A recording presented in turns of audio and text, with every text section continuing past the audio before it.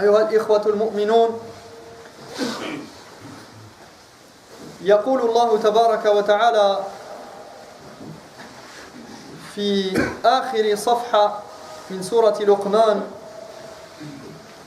وما زلنا في رحلة مع سورة لقمان ألم تر أن الله يولج الليل في النهار ويولج النهار في الليل وسخر الشمس والقمر كل يجري إلى أجل مسمى وأن الله بما تعملون خبير.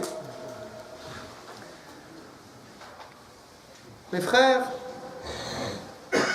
Allah subhanahu wa ta'ala dit dans la dernière page de Surat Luqman, il s'adresse à tous ceux qui pourraient écouter cette parole et en premier lieu à son prophète Mohammed sallallahu alayhi wa sallam.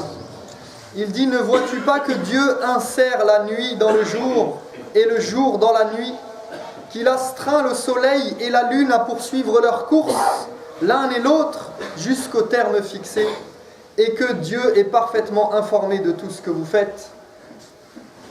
في هذه الآية يذكر الله تبارك وتعالى آياته الباهرة ونعمه الكثيرة على الإنسان من تعاقب الليل والنهار والشمس والقمر مما يدل على تغيير أحوال الكون وتغيير أحوال الإنسان، فتارة يزيد الليل وينقص وتارة يزيد النهار أو ينقص. وهذا يذكرنا إن ذكرنا بشيء بالتوازن الضروري في الكون وبتغيير أو تغير الأحوال بما تقتضيه حكمة الله البالغة وعدم الاستقرار. Dans ce verset, Allah subhanahu wa ta'ala nous parle de ses signes et de ses faveurs encore une fois. Et vous vous rappelez que dans le début de Surat Luqman et tout ce que nous avons vu jusqu'à présent, Allah subhanahu wa ta'ala nous a rappelé ses signes et sa toute-puissance et sa capacité. Et notamment il rappelle à ses serviteurs ce dont il est capable, mais surtout ce qu'il a mis à leur disposition et qui font partie des faveurs et des bienfaits qu'il leur a octroyés pour qu'ils puissent jouir de ce bas monde. Mais ici, il va nous parler d'une chose qu'il n'a pas mentionnée jusqu'à présent dans la sourate, c'est l'alternance des signes cosmiques. La nuit, le jour, le soleil, la lune. Il nous donne donc des éléments pour comprendre qu'il y a une alternance dans ce bas monde. Il y a une alternance des situations. Il y a des changements d'état, des passages d'un état à un autre. Donc on est dans il nous inscrit ici dans une idée d'instabilité. Il y a une instabilité dans cet univers et il y a une instabilité au niveau de l'état de l'être humain. L'être humain, il passe par des phases et il passe tantôt par la vie, tantôt par la mort et tantôt par la résurrection. Et je vous rappelle que le verset par lequel s'est terminée la page qui précède, donc le verset juste avant, Allah subhanahu wa ta'ala nous a montré et nous a parlé de sa toute-puissance et de sa capacité à faire revivre les morts, de sa capacité à ramener l'homme à la vie. Et il nous dit que vous allez mourir, donc vous étiez vivant, vous étiez dans un état, vous allez passer d'un état à l'autre, donc de la vie à la mort, puis de la mort à une nouvelle vie, une nouvelle fois par la puissance d'Allah subhanahu wa ta'ala. Et donc cette alternance qui existe dans l'univers, cette alternance de la nuit et du jour, cette préséance de la nuit sur le jour parfois et parfois du jour sur la nuit, elle doit nous rappeler cet état de fait, le fait que les choses ne sont pas immuables dans cet univers. Et c'est comme si Allah aussi nous rappelait à cet équilibre nécessaire qu'il y a dans cet univers et ce changement d'état perpétuel. وفي الآيات التالية ذكر لحالتين عظيمتين للمؤمن اللتين ذكرتا في بداية السورة الشكر والصبر فكما النيرين عن الشمس والقمر يتعاقبان لا محالة فعلى المؤمن أن يكون بين الحالتين دائما أبدا بين الشكر والصبر. Et on va voir dans les versets qui suivent qu'Allah subhanahu wa ta'ala met en avant deux états du croyant, qui sont des états déjà mentionnés dans la sourate et dont on a déjà parlé, et qui constituent le socle du sens même de la sourate. Premièrement, ash-shukr, la reconnaissance, et deuxièmement son pendant qui est la patience. Donc il va nous parler de la reconnaissance et de la patience. Et tout comme le jour ne va pas sans la nuit, la reconnaissance ne peut pas être et ne peut pas aller sans la patience. On avait déjà parlé de cette يعني هاتين الخصلتين أو هاتان الخصلتان متلازمتان. On ne peut pas avoir de patience sans reconnaissance ni de reconnaissance sans patience.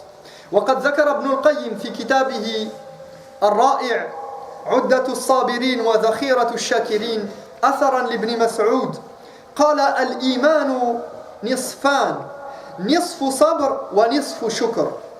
Ibn al-Qayyim rapporte dans son livre cette parole d'Ibn Mas'ud, dans son livre qu'il a intitulé Uddatu Sabirin wa Zakhiratu Shakirin, où il parle de la patience, des vertus de la patience et de toutes les questions relatives à la patience dans l'islam. Et il parle aussi de l'aspect qui contrebalance la patience, à savoir la reconnaissance. Et il rapporte cette parole d'Ibn Mas'ud qui nous dit la foi est faite de deux choses. D'un certain point de vue, la foi est composée de deux éléments qui ne vont pas sans l'autre. La foi est faite de deux choses, la patience et la reconnaissance. La patience et la reconnaissance, ce sont les deux composantes qui constituent notre foi. Et sans ces deux éléments, nous n'avons pas de foi. Et s'il manque un de ces deux éléments, nous avons une foi bancale et défaillante. Et c'est d'ailleurs pour ça que Allah subhanahu wa ta'ala, dans les versets que nous allons voir, il va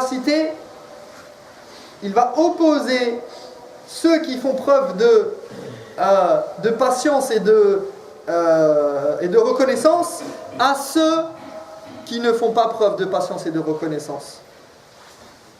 وسخر الشمس والقمر أي ذللهما بالطلوع والأفول تقديرا للآجال وإتماما للمنافع وجعلهما معيارين ومقياسين لمعرفة العبادات ولتذلل الإنسان فسخر الشمس والقمر لعباده ليعلموا بذلك عدد السنين والحساب ويعرفوا الليل من النهار لمصلحة معاشهم. Il y a aussi l'idée dans le verset, après nous avoir parlé du fait qu'il y a cette alternance du jour et de la nuit, Allah subhanahu wa ta'ala va maintenant mentionner le soleil et la lune, qui sont bien évidemment les éléments qu'il contrôle pour qu'il y ait le jour et la nuit et qu'il y ait cette alternance. Et il nous dit وَسَخَّرَ الشَّمْسَ وَالْقَمَرَ. Il nous dit que ces deux astres, il les a soumis et il les a mis à disposition. Et comme nous l'avons vu, il les a mis à disposition de ses ordres, mais aussi à disposition de l'être humain. Et ces astres sont les deux références qui permettent à l'homme d'organiser son adoration et donc de se soumettre volontairement à son Seigneur. Il y a cette idée de soumission de l'Kaoun pour la soumission, donc de soumission de l'univers, pour que la soumission de l'être humain soit volontaire et puisse être accomplie et aboutie. فبالقمر يعرف دخول الشهر أو دخول الشهور والمواسم المباركة وبالشمس يعرف أوقات الصلوات والإمساك والإفطار. La lune permet de connaître le commencement des mois et donc des périodes importantes pour l'adoration tout au long de l'année. C'est grâce à la lune et à son mouvement que l'on peut décréter du début de Ramadan, du début du mois du pèlerinage, des périodes importantes dans l'année. Et le soleil est l'indicateur pour connaître les horaires de prière, mais aussi pour s'orienter dans l'espace, notamment pour trouver la direction de la Mecque par exemple. ومهما كانت حال الكون وسواء أكان ليلا أو نهارا سواء غشي الليل النهار أو غشي النهار الليل فالله خبير عليم بما تعملون. Allah subhanahu wa ta'ala conclut ce verset en disant, donc il nous dit que ces astres suivent un calendrier précis tout au long de leur course et tout au long de l'écoulement du temps. Le temps s'écoule et à chaque instant, ils suivent un chemin précis et une course précise. Et il conclut le verset en disant, mais sachez, n'oubliez pas, qu'Allah est parfaitement informé de ce que vous faites. Il est informé de ce que tu fais, qu'il fasse nuit ou qu'il fasse jour, qu'on soit en plein soleil ou que ce soit la pleine lune, que ce soit Ramadan ou que ce soit une autre période. Allah subhanahu wa ta'ala est informé de ce que vous faites.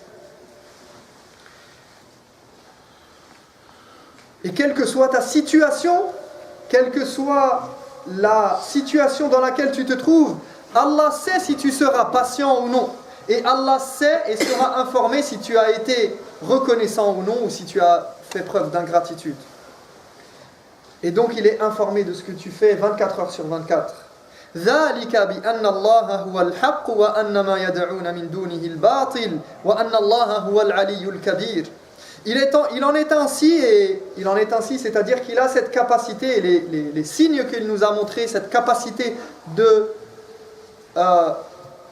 qu'il y ait la résurrection, de ressusciter les morts, cette capacité de soumettre à son ordre Ash-Shams wal-Qamar, la lune et le soleil, et de faire alterner les nuits et les jours. Eh bien, c'est parce qu'Allah subhanahu wa ta'ala, il a cette capacité parce qu'il est la vérité. لِأَنَّهُ الْحَقِّ, parce qu'il est le Seigneur véritable, qui mérite l'adoration en toute exclusivité. Et ce que les impies invoquent en dehors de lui n'est que pur mensonge. Dieu est en vérité l'auguste, le sublime. Et ici, vous allez voir, on va comprendre qu'il y a cette idée d'opposition entre le faux et le vrai, entre ce qui est tangible et palpable et concret et ce qui est illusoire et vain et faux. Il va y avoir cette opposition-là tout au long des versets qui vont suivre. وذلك إشارة إلى ما ذكر من سعة العلم أو ذكر من سعة العلم وشمول القدرة وعجائب الصنع واختصاص الباري بها. ذلك أي فعل الله تعالى ذلك لتعلموا وتقروا بأن الله هو الحق. Il a fait cela, donc ici il nous dit dans le verset, et il vous rappelle cela, il vous rappelle ses capacités et ses faveurs qu'il vous a données, afin que vous sachiez et que vous attestiez qu'Allah est la vérité. Pour vous rappeler à l'ordre et vous rappeler continuellement à cette réalité et à cette vérité. Allah subhanahu wa ta'ala, il est la vérité et le chemin d'Allah est la vérité. ألم ترى أن الفلك تجري في البحر بنعمة الله ليريكم من آياته إن في ذلك لآيات لكل صبار شكور. Ne vois-tu pas comment le vaisseau vogue sur la mer par la grâce du Seigneur qui tient à vous montrer ainsi certains de ces signes. Et il y a bien en cela des signes pour qui sait se montrer quoi? Patient et reconnaissant. On a la patience et la reconnaissance, Sabbar et Shakur. Et Sabbar et Shakur sont formés sur des schémas en langue arabe qui indiquent la nécessité que cela se fasse de manière constante et perpétuelle. Et que cela continue jour après jour, nuit après nuit, semaine après semaine, mois après mois. Sabbar wa Shakur, patient, qui fait preuve d'énormément de patience à chaque instant. Pourquoi? Pour pouvoir être reconnaissant à chaque instant des faveurs d'Allah subhanahu wa ta'ala sur lui. لكل صبار أي عظيم الصبر على البأساء والضراء شكور أي كثير الشكر للنعم بالقيام بحقها. Donc, Allah subhanahu wa ta'ala, il nous dit ici qu'il y a des signes Inna fi dhalika la ayatin li kulli sabbarin shakur. Pour ceux qui savent être patients à chaque instant et qui savent se montrer reconnaissants. Et vous remarquerez que Allah subhanahu wa ta'ala, dans le verset précédent, il a parlé, il nous a dit Alam tara, n'as-tu pas vu qu'Allah, il est capable donc de faire alterner les jours et les nuits, et qu'il a wasakhara shamsa wal qamar kullun yajri ila ajalil musamma. Il nous a parlé du fait que ces astres voguent dans l'univers et ils suivent un chemin et une course précise. Ils sont en train de voguer dans les cieux et ici il nous parle et il nous ramène sur terre et il nous ramène en mer. Il nous dit, ne vois-tu pas alam tara anna al-fulka tajri fil bahri bi ni'matillah? Ne vois-tu pas que les bateaux sur la mer voguent par la volonté d'Allah? Donc il y a une comparaison entre la course céleste faite par les astres, par la puissance d'Allah subhanahu wa ta'ala, et la course des bateaux qui voguent sur l'eau. Il y a cette comparaison pour nous amener à quelque chose de plus important qui est quoi? Qui est de comprendre que, vous avez vu, on a parlé de cette instabilité. Lorsqu'on pense à Al-Qamar, Al-Shams ou Al-Qamar, lorsqu'on pense à la course, à cette évolution du jour et de la nuit, au soleil qui se lève et à la lune qui arrive et qui apparaît, eh bien, n'importe qui, cela lui évoque une certaine stabilité, une certaine permanence des choses, qu'il n'y a pas de changement. Personne d'entre vous ne s'est levé ce matin en se disant « Est-ce que le soleil va sortir aujourd'hui ou pas ?» Personne ne va se dire « Est-ce que, bien sûr, peut-être le soleil ne sera pas visible, la lune ne sera pas visible parce que le ciel est obstrué et notre vision est obstruée par les nuages. » Mais personne ne se dit « Impossible de voir le soleil aujourd'hui, peut-être qu'il va pas venir. » C'est impossible. Donc on est inscrit dans une stabilité.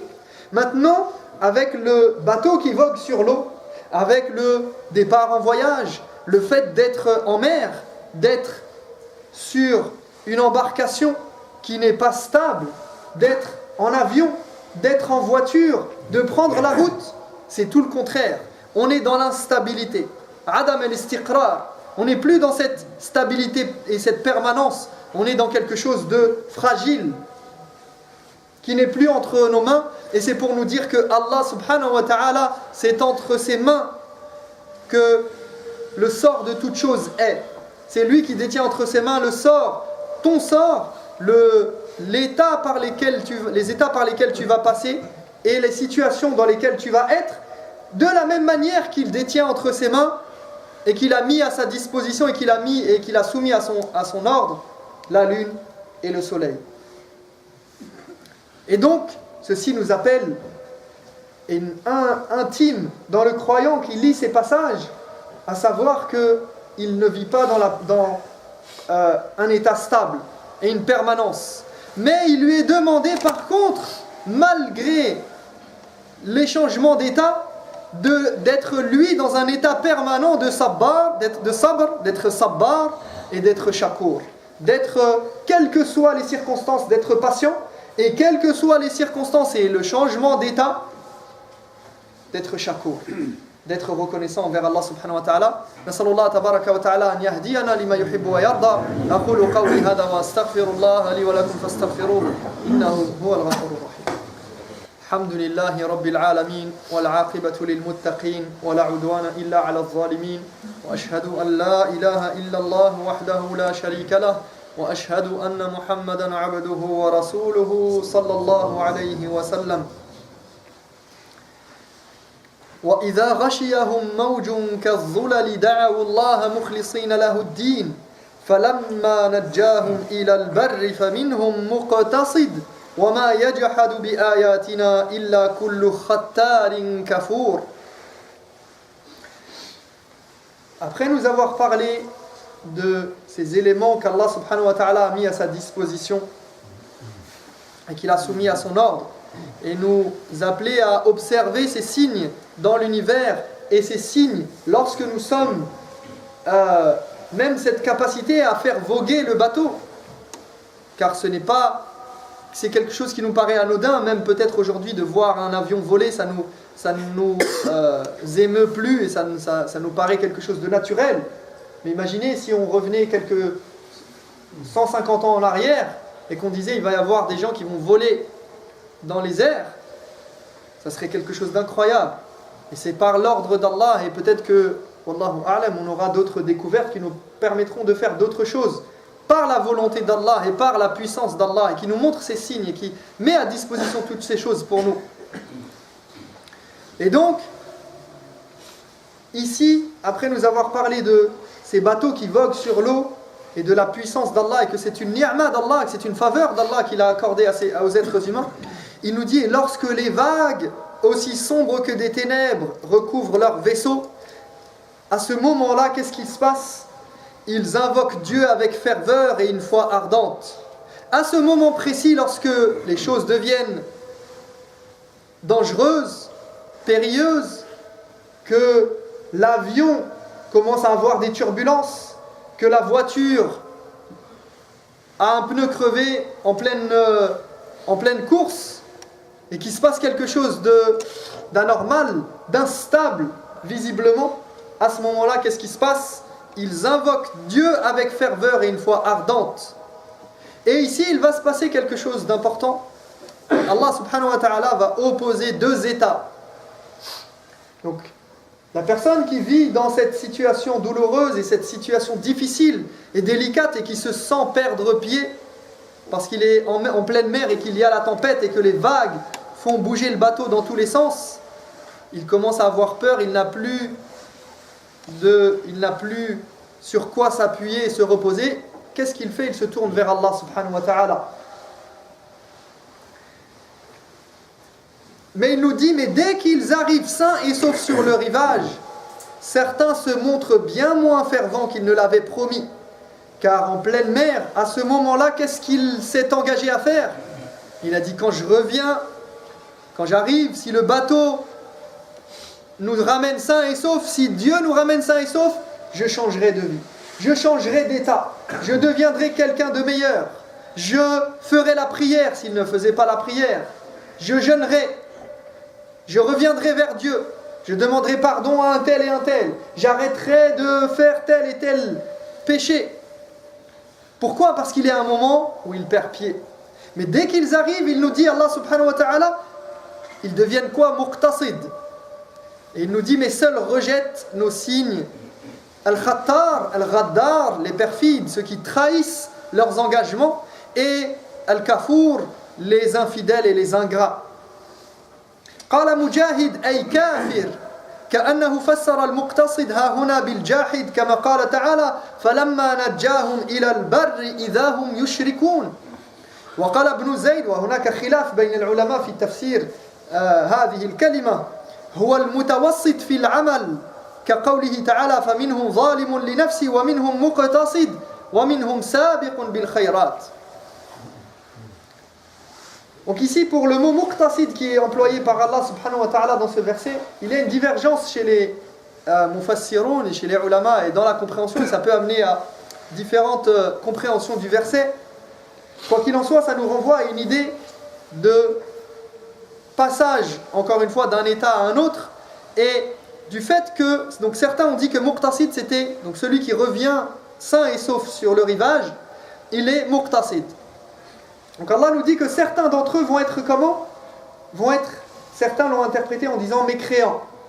Donc il revient, il était mécréant, ou bien il était peu importe, mais lorsqu'il arrive sain et sauf, c'est bon, j'ai plus besoin de Dieu, j'ai plus besoin d'invoquer, ça y est, c'est bon, je suis sain et sauf, je n'ai plus besoin d'être sauvé.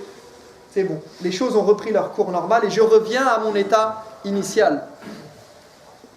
Et d'autres ont dit que muqtasid, c'est-à-dire qu'il n'en fait pas trop, ni plus ni moins. Il fait le strict minimum comme il faisait avant, et sans trop s'embêter et sans trop se fatiguer.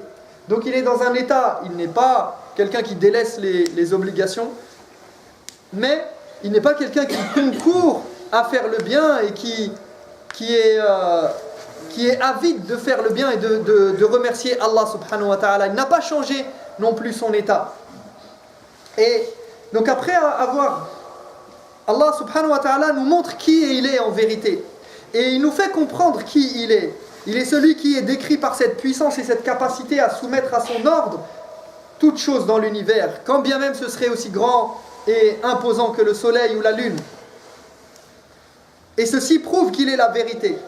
Et à travers tous ces signes et ces faveurs, Allah te pose la question maintenant, vas-tu rester là insouciant dans le divertissement et l'ignorance et retourner à ton état initial après que tu aies vu tous ces signes qu'Allah subhanahu wa ta'ala t'a montré et que tu aies su la vérité? Vas-tu rester muqtasid? Vas-tu rester comme tu l'étais auparavant, à n'en faire pas trop, à en faire ni plus ni moins, à jeûner un petit peu, à faire tes prières, à faire un petit peu, le strict minimum? Et Allah, il l'interpelle. Et quand bien même on l'interpréterait en disant que c'est quelqu'un qui carrément renie Allah subhanahu wa ta'ala, vas-tu, après avoir vu les signes d'Allah subhanahu wa ta'ala, après qu'il t'ait sauvé, vas-tu trahir ton engagement que tu avais pris au moment où tu étais dans la difficulté et que tu as invoqué Allah et que tu t'es dit je vais changer? Vas-tu redevenir celui que tu étais ou vas-tu redoubler d'efforts pour adorer Allah subhanahu wa ta'ala? Vas-tu redoubler d'efforts et changer? Car sache que seul Al-Khattar, c'est-à-dire Al-Ghaddar, le traître, et celui qui est kafour et qui est complètement ingrat dans l'ingratitude, eh bien, renie ses engagements et renie les versets et les signes d'Allah subhanahu wa ta'ala. فنسأل الله تبارك وتعالى أن يجعلنا من الذين يستمعون القول فيتبعون أحسنه. اللهم اغفر لنا ما قدمنا وما أخرنا وما أنت أعلم به منا. اللهم أرنا الحق حقا وارزقنا اتباعه وأرنا الباطل باطلا وارزقنا اجتنابه.